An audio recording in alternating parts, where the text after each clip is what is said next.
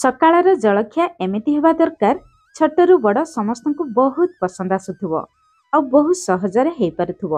କଞ୍ଚା ଚାଉଳରେ ତିଆରି ଏଇ ଜଳଖିଆ ଆଗରେ ପିଲାମାନେ କେକ୍ ଖାଇବା ବି ଭୁଲିଯିବେ। ତା ସହିତ ବନେଇବା ଗୋଟେ ଚଟପଟା ଲାଲ ଚଟନି। ବନେଇବା ବହୁତ ସହଜ। ଆପଣ ଚାହିଁଲେ ପିଲାଙ୍କ ଟିଫିନରେ ବି ଦେଇପାରିବେ। ଭିଡ଼ିଓରେ ସବୁ ଛୋଟ ଛୋଟ ଟିପ୍ସ ଆପଣମାନଙ୍କ ସହିତ ମୁଁ ସେୟାର କରିଛି। ଏମିତି ଜାଲିଦାର ସ୍ପଞ୍ଜି ଜଳଖିଆ ଆପଣମାନେ ବହୁତ ସହଜରେ ବନେଇ ପାରିବେ। ଭିଡ଼ିଓକୁ ଶେଷ ପର୍ଯ୍ୟନ୍ତ ଦେଖନ୍ତୁ। ରେସିପି ପସନ୍ଦ ଆସିଲେ ପ୍ଲିଜ୍ ଭିଡ଼ିଓକୁ ଗୋଟେ ଲାଇକ୍ କରନ୍ତୁ, ନିଶ୍ଚୟ ଗୋଟେ ସେୟାର କରନ୍ତୁ। ଚ୍ୟାନେଲରେ ନୂଆ ଥିଲେ ପ୍ଲିଜ୍ ତଳେ ଥିବା ବ୍ଲାକ୍ କଲର ସବସ୍କ୍ରାଇବ୍ ବଟନରେ ପ୍ରେସ୍ କରି ଚ୍ୟାନେଲକୁ ସବସ୍କ୍ରାଇବ୍ କରନ୍ତୁ। ଫେସବୁକ୍ ପେଜକୁ ନିଶ୍ଚୟ ଭାବରେ ଫଲୋ କରନ୍ତୁ।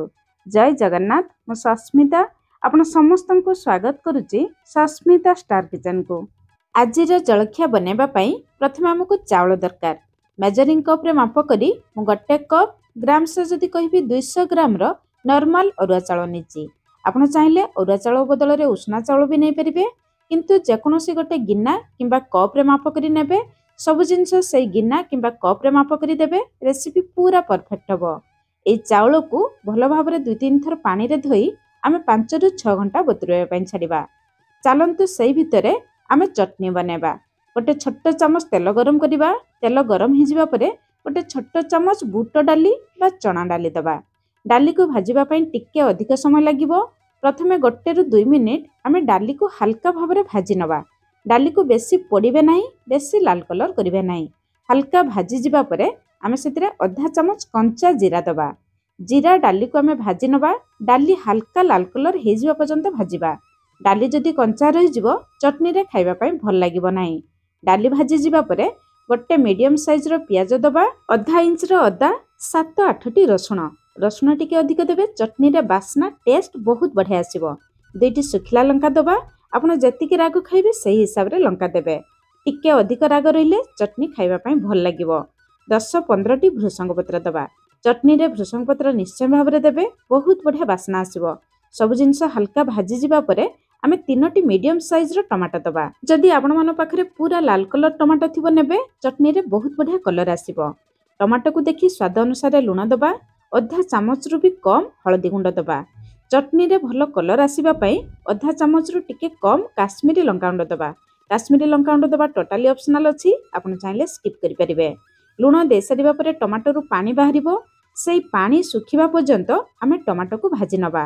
ଯଦି ଟମାଟୋର କଞ୍ଚା ପାଣି ରହିଯିବ ତାହେଲେ ଚଟନି ଖାଇବା ପାଇଁ ଭଲ ଲାଗିବ ନାହିଁ। ଏବେ ଦେଖନ୍ତୁ ଟମାଟୋ ନରମ ହେଇ ଆସିଲାଣି, ଟମାଟୋର ଥିବା ପାଣି ଶୁଖିଗଲାଣି। ଏବେ ଆମେ ଗ୍ୟାସର ଫ୍ଲେମ୍ ବନ୍ଦ କରି ବାହାରକୁ ଆଣି ଥଣ୍ଡା ହେଲା ପରେ ଗ୍ରାଇଣ୍ଡର ଜାରରେ ଦେବା। ମୋର ଏଇ ଟମାଟୋ ଟିକେ ଗରମ ଅଛି, କିନ୍ତୁ ଆପଣମାନେ ପୁରା ଥଣ୍ଡା କରିକି ବାଟିବେ, ନହେଲେ ଚଟନି ବାଟିବା ସମୟରେ ଗ୍ରାଇଣ୍ଡର ଜାରରୁ ବାହାରି ଆସିବ।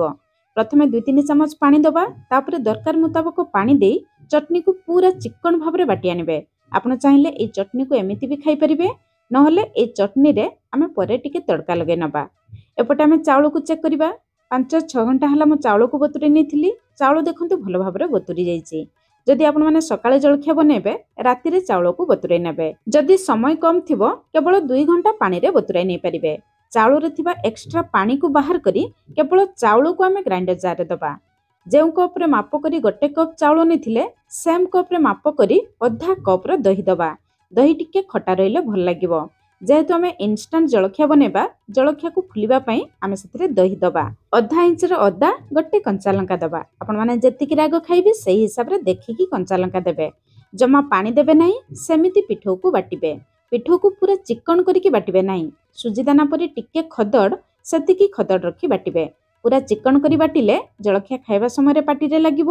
ଯଦି ଆପଣମାନେ ଟିକେ ସୁଜିଦାନା ପରି ଖଦଡ଼ ରଖିବେ, ଜଳଖିଆ ଫୁଲିବ, ଖାଇବା ସମୟରେ ପାଟିରେ ଜମା ବି ଲାଗିବ ନାହିଁ। ଏବେ এই ପିଠଉ ଆମର ବହଳିଆ ଅଛି, ପରେ ଦେଖିକି ଆମେ ପାଣି ଦେବା। ଏବେ এই ପିଠଉରେ ଆମେ 1/4 କପ୍ର ସୁଜି ଦେବା। ଯେଉଁ କପ୍ରେ ଆମେ 1 କପ୍ ଚାଉଳ ନେଇଥିଲେ, ଅଧା କପ୍ ସୁଜି ନେଇଥିଲେ, ସେମ୍ କପ୍ରେ 1/4 କପ୍ର ସୁଜି ଦେବା। এই ମେଜରମେଣ୍ଟ ଆପଣମାନେ ମନେ ରଖିବେ। ସବୁ ଜିନିଷକୁ ଦେଖି ସ୍ୱାଦ ଅନୁସାରେ ଲୁଣ ଦେବା। ଚାଉଳ ସହିତ ସୁଜି ଦେଲେ ଜଳଖିଆର ଟେକ୍ସଚର ବହୁତ ବଢ଼ିଆ ଆସିବ, ଖାଇବା ପାଇଁ ବି ବହୁତ ବଢ଼ିଆ ଲାଗିବ। ଏବେ ଦେଖନ୍ତୁ ପିଠଉ ଆମର ବହଳିଆ ଅଛି, ସେଥିରେ ଆମେ ପାଣି ଦେବା। ଚାଉଳ ବାଟିଥିବା ଗ୍ରାଇଣ୍ଡର ଜାର୍ ଧୋଇ ଅଧା କପ୍ରୁ ଟିକେ କମ୍ ପାଣି ନେବା, କିନ୍ତୁ ସବୁ ପାଣି ଦେବା ନାହିଁ। ଯେତିକି ପାଣି ଦରକାର ପଡ଼ିବ ଆମେ ଦେଖିକି ପାଣି ଦେବା। ଅଧା କପ୍ରୁ ବି କମ୍ ପାଣି ଆପଣମାନଙ୍କୁ ଦରକାର ପଡ଼ିବ। এই ପିଠଉକୁ ପ୍ରଥମରୁ ବେଶୀ ପାଣିଆ କରିବେ ନାହିଁ, ଏତିକି ବହଳିଆ ରଖିବେ। एबे सुजी को फुलिबा पई आमे पिठो को 8 रु 10 मिनिट रेस्ट करिबा पई छाडिबा। 10 मिनिट पर देखंतु सुजी फुली जाइछि, पिठो आउ टिके बहलिया हे जाइछि। आपण चाहिले एई पिठोरु जलखिया बनै परिबे, किंतु एई जलखिया को टिके टेस्टी करिबा पई आमे सेतरे टिके तड़का लगेबा। तड़का पई गोटे छोट तड़का पैन रे आमे गोटे छोट चमच तेल गरम करिबा। आजिरो पूरा जलखिया पई हमकु गोटे छोट चमच तेल दरकार। तेल गरम हे जिबा परे आधा चामच जीरा दबा, आधा चामच सरिष दबा। जीरा सरिष मिसई तड़का देबे, तड़कार बास्ना टेस्ट बहुत बढ़िया आसीबो। जीरा सरिष फुटी जिबा परे गोटे कंचा लंका को छोट छोट करी काटी के दबा। छोट छोट करी काटी देबे, खाइबा समय बेसी राग लागिबो नाही। आधा इंच रो अदा छेचा दबा। चाउल बाटिबा समय रे गोटे कंचा लंका, आधा इंच रो अदा देथिले।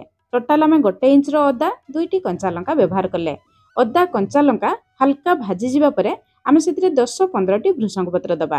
गैस रो फ्लेम लो रखी अदा कंचा लंका भृषंग पत्र को आमे भाजी नबा।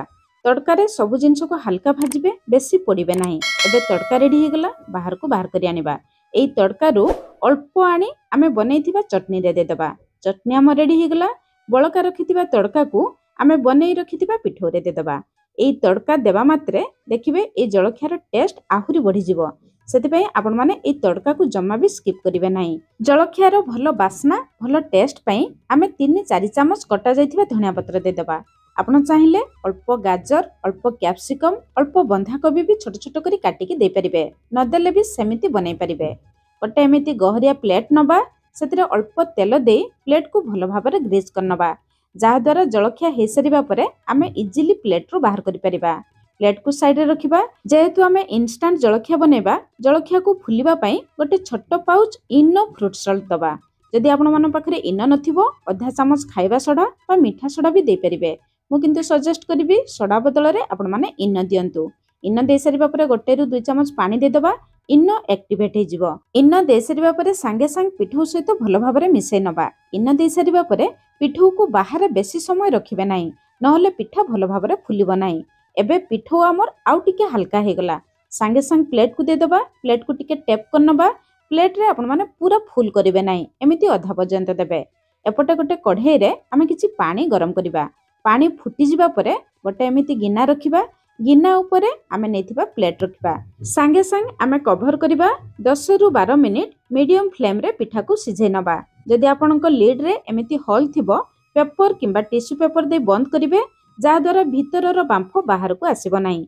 12 मिनिट परे इटी देखंतु पिठा हमर केते सुंदर फुली जाईची। फर्क नै पिठा को चेक करिबा।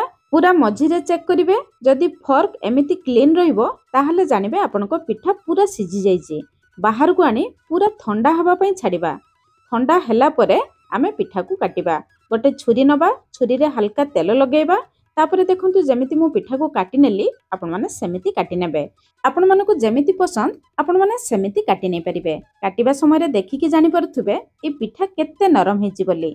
प्लेट रो चारि पटरु आपण माने छुरी रे बाहर करनेबे। देखिबे पिठा बहुत इजीली बाहरी आसीबो। पिठा को सुंदर देखावा पई ऊपरे किछि कटा हेतिबा धनिया पत्र दे दबा। पिठा को एबे आमे साइड रो बाहर करनबा। देखिबे पिठा बहुत इजीली बाहरी आसीबो। बिना बिरी कम खर्च रे मात्र 20 मिनिट भितरे आपणकर ए जलखिया रेडी हे जिवो। आपण माने पिलांको टिफिन रे भी दे परिबे। वीडियो रे शेयर करथिबा सब टिप्स ट्रिक्स फॉलो करी आपण माने ए जलखिया को बनांतु। केमिति लागिला निश्चय कमेंट्स करी जणाइबे। आजि पई रहिली, पुणी देखा हबा नुआ रेसिपी रे। धन्यवाद।